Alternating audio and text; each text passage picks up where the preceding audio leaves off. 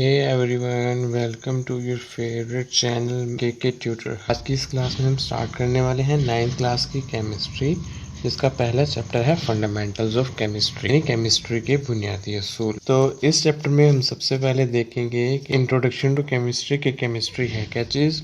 उसके बाद हम केमिस्ट्री की डिफरेंट ब्रांचेस को स्टडी करेंगे। देन हम कुछ बेसिक डेफिनेशंस को देखेंगे। उसके बाद हम एलिमेंट्स, कंपाउंड्स और मिक्सचर के फ़र्क को देखेंगे। फिर हम ये देखेंगे कि केमिकल फार्मूला क्या होता है और उसको किस तरह लिखा जाता है। और लास्ट में हम देखेंगे केमिकल स्पीशीज क्या होती हैं। तो आज का हमारा लेक्चर इंट्रोडक्शन टू केमिस्ट्री है, तो इसको स्टार्ट कर लेते हैं।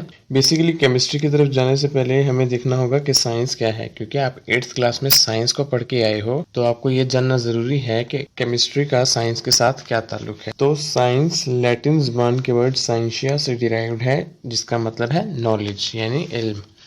तो ऐसा नॉलेज जो हमें इस दुनिया को समझने में मदद देता है साइंस कहलाता है, या फिर ऐसा नॉलेज जो हम अपने एक्सपेरिमेंट्स और ऑब्जर्वेशन की बेस पे गेन करते हैं, वो भी साइंस कहलाता है। फॉर एग्जांपल, किसी ने सोचा कि हम अपनी वॉइस को दूर तक कैसे ट्रांसफर कर सकते हैं, तो उसने एक्सपेरिमेंट्स किए और उसके ऑब्जर्वेशंस का जो रिजल्ट आया उसके पास मोबाइल फोन की इजाद की सूरत में आया। मींस मोबाइल फोन भी साइंस की बदौलत है। तो यहाँ पे हम साइंस को 3 मेन ब्रांचेस में डिवाइड कर रहे हैं, जो कि फिजिक्स, केमिस्ट्री और बायोलॉजी है। लेकिन हमारा मेन टॉपिक होगा केमिस्ट्री। तो देख लेते हैं केमिस्ट्री क्या चीज है। केमिस्ट्री बेसिकली ग्रीक यानी यूनानी जुबान के लफ्ज अल्केमी या खेमिया से निकला है। उर्दू जुबान में भी केमिस्ट्री को केमिया ही कहा जाता है।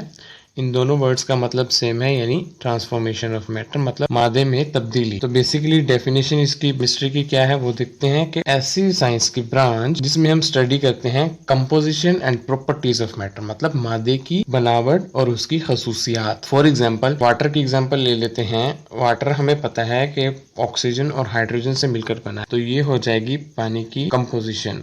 और हमें ये पता है कि वाटर एक लिक्विड है, तो ये हो जाएंगी उसकी प्रॉपर्टीज। इनको हम स्टडी करते हैं केमिस्ट्री में। सेकेंडली, जो हम चीज स्टडी करते हैं केमिस्ट्री में, that is changes in matter. Means water की एग्जांपल लेते हैं। अगर पानी फ्रीज करने पर आइस में कन्वर्ट हो रहा है, बर्फ बन रहा है, और बॉइल करने पर वेपर्स में बन रहा है, मतलब गैस में चेंज हो रहा है, मतलब मादे की एक हालत से दूसरे में चेंज होना पानी का, ये भी हिस्ट्री में स्टडी किया जाता है।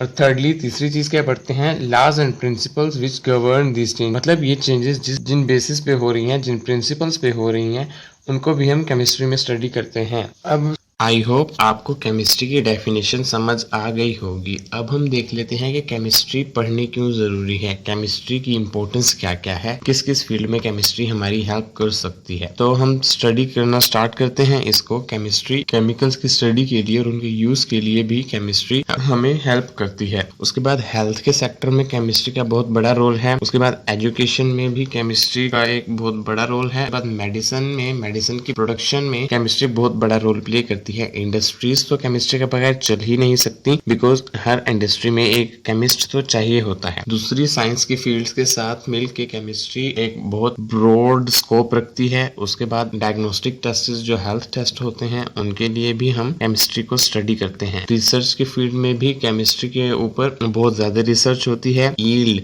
ये इसको यील्ड भी कहते हैं, मतलब प्रोडक्शन।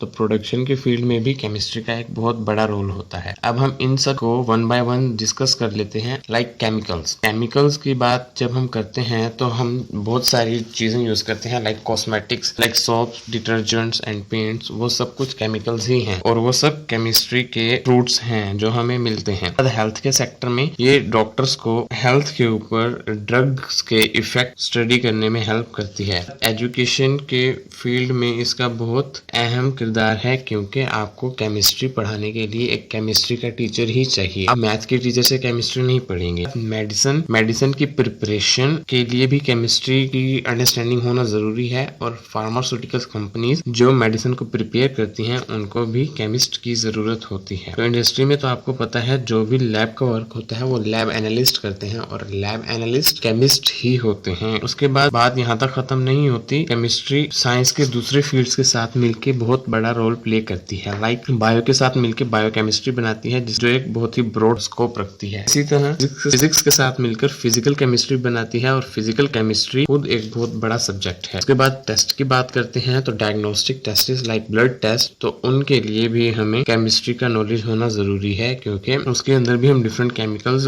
यूज करके अपने सैंपल्स को एनालाइज करते हैं। रिसर्च के फील्ड में हम अगर बात करें तो रिसर्च आजकल बहुत ज्यादा केमिस्ट्री में होती है, तो जिसकी वजह से ऑर्गेनिक फूड बनती है, और ग्रीन केमिस्ट्री की वजह से हमारी हाइजीन और हेल्थ अच्छी बनाने की कोशिशें जारी हैं। उसके बाद यील्ड यानी प्रोडक्शन के फील्ड में बात करें तो एग्रीकल्चर के फील्ड में क्योंकि फर्टिलाइजर्स का बहुत बड़ा रोल होता है, और फर्टिलाइजर्स भी केमिस्ट्री की बदौलत हमें मिलते हैं। इसके अलावा केमिकल इंडस्ट्रीज में भी केमिस्ट्री का बहुत बड़ा रोल प्ले होता है, क्योंकि केमिकल इंडस्ट्रीज में गुड्स की प्रोडक्शन में बहुत बड़ा रोल प्ले करती है केमिस्ट्री। अब हम बात करते हैं इसके हार्मफुल इफेक्ट्स की।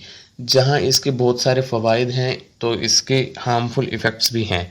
और हार्मफुल इफेक्ट्स इसके क्या हैं? दैट इज पोल्यूशन, मतलब आलूदगी। जो इंडस्ट्रीज केमिकल को यूज करती हैं, तो उनके रिएक्शंस के नतीजे में बहुत सारी डेंजरस गैसेस निकलती हैं। या जब हम पेट्रोल वगैरह को इंजन में और फ्यूल के तौर पर यूज करते हैं, तो उससे बहुत सारी डेंजरस गैसेस निकलती हैं, जो हमारे एटमॉस्फेयर को और हमारी एयर को पॉल्यूट कर देती हैं।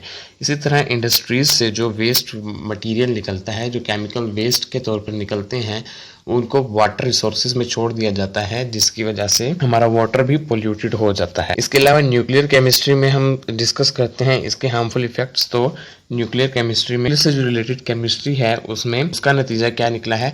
हाइड्रोजन बॉम्ब्स और एटम बॉम्ब्स। और एटम बॉम्ब्स कितने खतरनाक हैं इसका अंदाजा आपको होगा, क्योंकि आपको हिरोशिमा और नागासाकी के हालात वाक़यात तो पता होंगे। अब इसका रिजल्ट क्या निकलता है कि अब क्योंकि केमिस्ट्री हार्मफुल है, तो क्या हमें केमिस्ट्री को स्टडी नहीं करना चाहिए? नहीं, बिल्कुल भी ऐसा नहीं है। क्योंकि आप एग्जांपल ले लें अपने मोबाइल फ़ोन की। हार्मफुल इफेक्ट्स तो आपके मोबाइल फ़ोन के भी हैं, लेकिन क्या आप उसको यूज़ करना छोड़ते हैं? नहीं ना। आप मोबाइल फ़ोन को यूज़ करते हैं, तो उसके हार्मफुल इफेक्ट्स हैं, लेकिन क्योंकि उसके बहुत सारे पॉजिटिव इफेक्ट्स भी तो हैं, तो आप पॉजिटिव इफेक्ट्स को लेके हार्मफुल इफेक्ट्स को साइड पे रख के उसको यूज़ करते हैं। इसी तरह हम केमिस्ट्री के साथ भी कर सकते हैं, मीन्स उसके प्रॉब्लम्स को मिनिमाइज करके और उसके एडवांटेजेस को बढ़ा के हम केमिस्ट्री को अच्छे मकासद के लिए भी यूज़ कर सकते हैं। प्रॉब्लम्स मतलब पॉल्यूशन को कम करने के लिए हम स्टेप्स ले सकते हैं, जिसकी वजह से हमारा पॉल्यूशन का प्रॉब्लम सॉल्व हो सकता है।